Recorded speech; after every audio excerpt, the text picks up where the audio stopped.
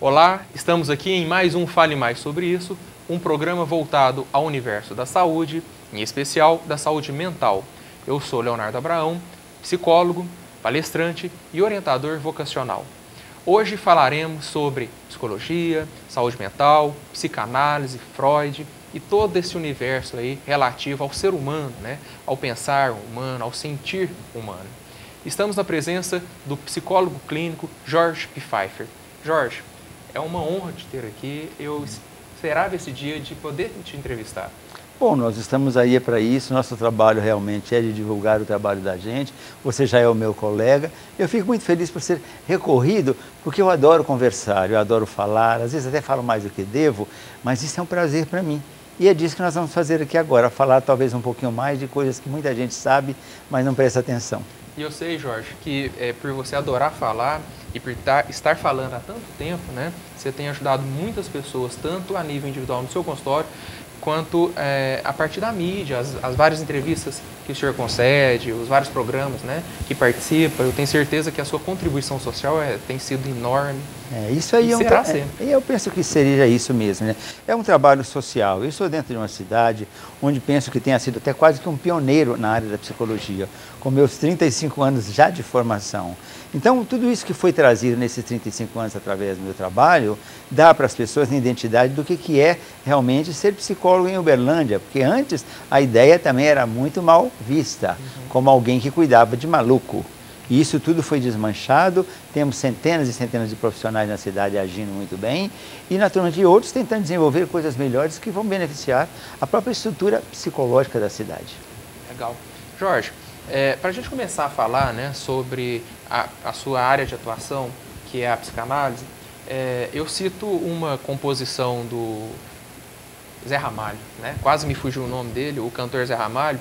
Uma música famosa do Zé Ramalho chama-se Chão de Giz. E na letra da música, é uma música muito emblemática, muito enigmática, várias pessoas têm várias interpretações sobre a letra da música, mas tem uma linha que ele fala assim, Freud explica. E às vezes a gente ouve, muitas vezes a gente ouve as pessoas falando assim, Freud explica, Freud explica, Freud explica. Freud explica o quê? Como assim Freud explica, Jorge?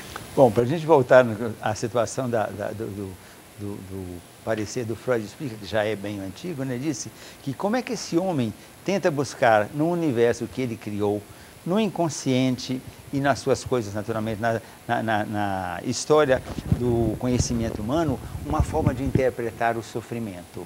O sofrimento, o prazer, a dor, a alegria, essas coisas todas. O que se pode pensar é isso, que seu Freud, há mais ou menos um século, talvez um pouquinho mais, ele naturalmente foi um médico como qualquer outro e de repente vai para um sanatório onde se trata de malucos belezas, não, doidos que estavam guardados lá e tratados da pior forma possível, né? Ele vai com Charcot, lá com Salpêtrière e tudo mais. Então ele começa a perceber uma coisa, que naquela linguagem ou não linguagem deles havia uma forma de comunicação. E isso aí sendo dito, da forma que pudesse, até de uma forma louca, poderia ser entendido para remeter o sujeito a uma história de como é que isso começou e de onde vem essa história toda da loucura. O Freud não tratava, naturalmente, de pessoas psicóticas, mas ele começou com muita gente que tinha diagnóstico de neuroses e psicoses. Isso não pode dizer que ele nunca tenha feito, e teve, e fez. Mas o esforço dele era em tentar descobrir o que é que está além das palavras, o que está escondido, o que é que está reprimido, o que a pessoa está dizendo de um outro jeito e por que ele não consegue dizer do jeito que ele sente. Então é desmembrar toda essa história do sofrimento e transformar isso numa forma compreensível para devolver para esse paciente ou para esse doente uma forma dele se ver na vida. E uma coisa legal que você falou agora mesmo é da linguagem ou da não linguagem. Exatamente. Do dito ou do não dito. Não dito. Né? Porque a pessoa também pode se expressar, né, pela não expressão. Pela não expressão. Inclusive se dizia antigamente, né, que na terapia ou na análise, sobretudo em análise, né, outras terapias se conversa, se troca muito, que o paciente, a gente deve ficar atento naquilo que o paciente não diz, ou quando ele diz pelas metades. Quando ele diz pelas metades, porque lá dentro dele tem alguma coisa que o reprimiu para dizer tudo.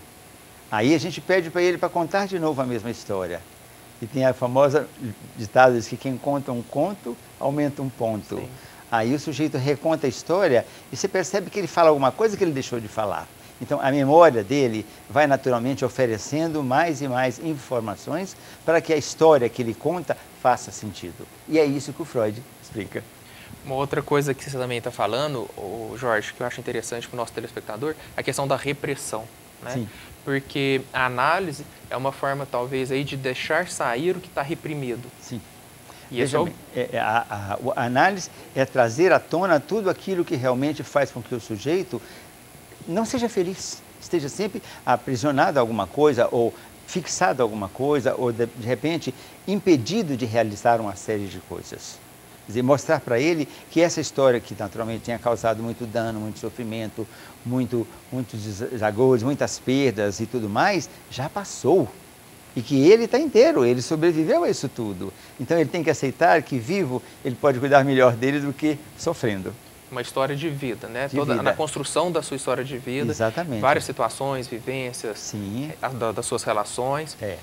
Tem um conteúdo aí, né? Isso é tão bonito que até numa situação mais ou menos dramática, né?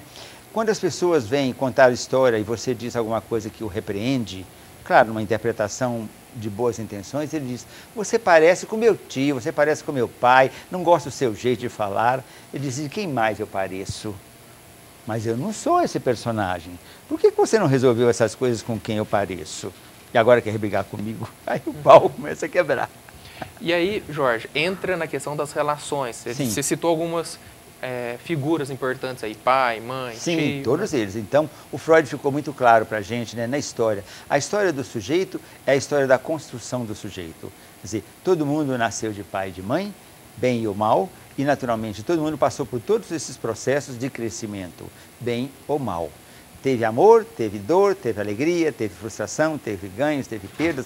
Tudo isso é a formação da identidade do sujeito.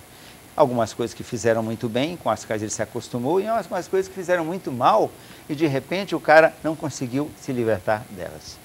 E aí, por não conseguir se libertar, e acho essa é a nossa grande contribuição aqui hoje, por não conseguir se libertar, e aí nós podemos falar em conteúdos reprimidos ou conteúdos recalcados, sem dúvida, sim. Conteúdos que estão ali submersos no famoso inconsciente e que podem estar produzindo aí consequências complicadas na vida do sujeito. Né?